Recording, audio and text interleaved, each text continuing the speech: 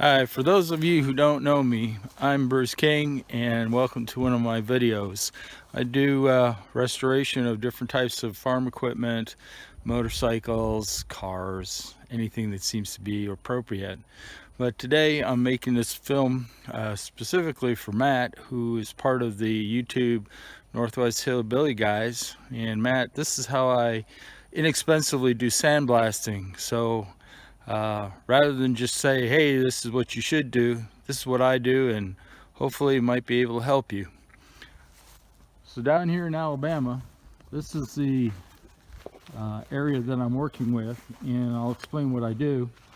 And essentially, this is a sandblasting area that I have. And first thing I do is I make sure that this particular floor is really clean, because this is where I do my say that fast.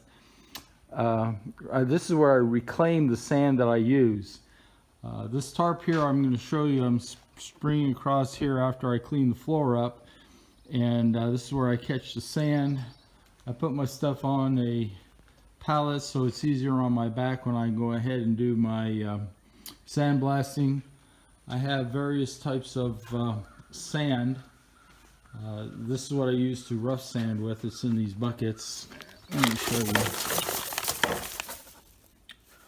And then of course I have a sandblaster and a compressor that can deliver 100 psi at the sandblaster. So I'll go ahead and set all this stuff up and show you how I do it. Okay, so I'm super cautious, and we're looking at about 100 and 130. The compressor is capable of 180. I never want to try and test those limits. The other thing that I want to make absolutely sure of is that I have two regulators. One for pressure drop that's going to happen here, and the second one, of course, is what comes out of the compressor. It's really essential that there's no moisture get into this, because if it does, then your sand stops flowing. I also want to make sure I have shut-off valves everywhere that I can get to right away. If for some reason shut-off switch doesn't work, I want to be able to cut the pressure right away to this particular puppy.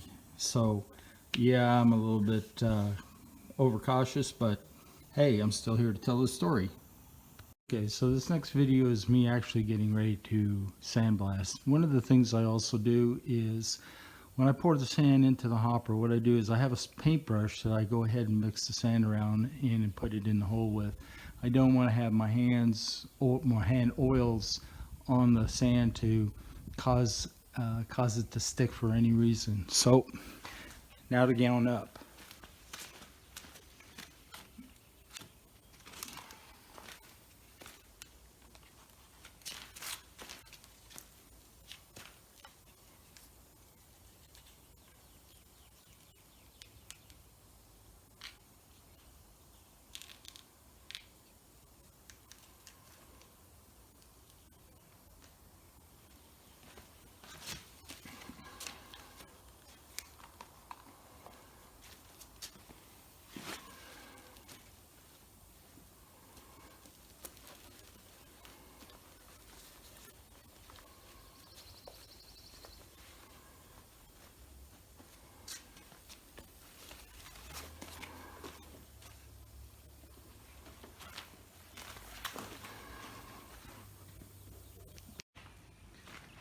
Okay, well, one other thing I failed to mention is this is a real good thing too to have from Harbor Freight.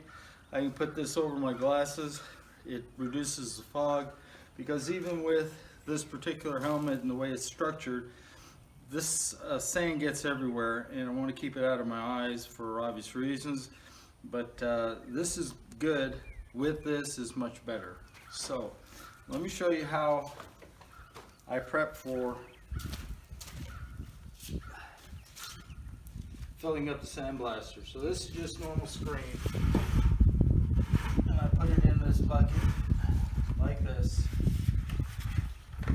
and then I pour the sand that you'll see at the end of the video how I just reclaim it from this tarp.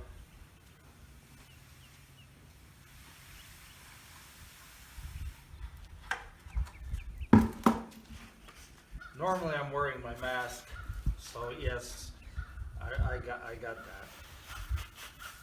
As you can see, there's a fair amount of dust. The good thing is that the wind is blowing in the correct position. I will not do this for anything else other than the demonstration of this particular area.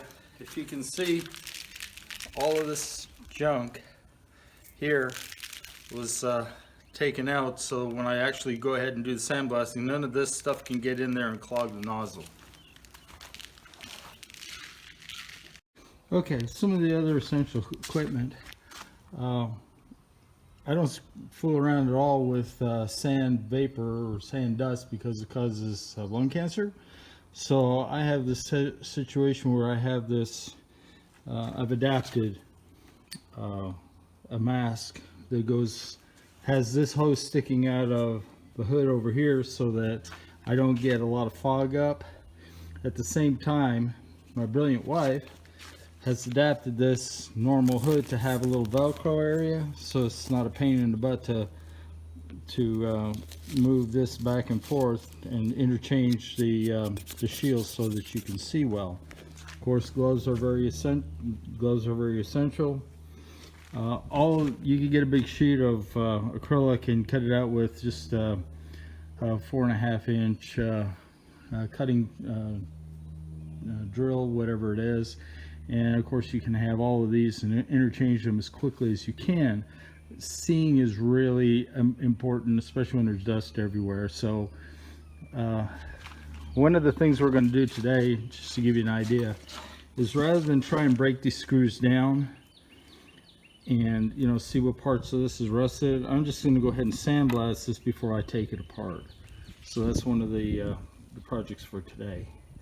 So the other part I'm going to set up, oh yeah, you want to have a shut-off valve over on your end. I found that the boron tips usually last an awful lot longer, so you don't go through a bunch of those. And this is just normal screen for the, for screens. And I'm going to show you how I save an awful lot of money in reclaiming the sand.